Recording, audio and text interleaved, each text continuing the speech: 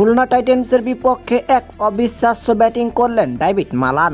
দর্শক, খুলনা টাইটেন্সের দেওয়া 188 রান টার্গেটে ব্যাটিং করতে নেমেছিল ফরচুন বরিশাল ব্যাটিং করতে নেমে যেন শুরুতেই বাজেভাবে আউট হয়েছিলেন তৌহিদ হৃদয়। এই দিন দলের হয়ে যেন হাল ধরেছিলেন তামিম ইকবাল, এমনকি ডেভিড মালান। তামিম ইকবাল 22 বলে 26 রান করে আউট হলেও যেন 50 রান তুলেছেন ডেভিড মালান প্রথম 29 বলে 50 করলেও যেন 36 বল খেলেই 66 রান করেছেন তিনি।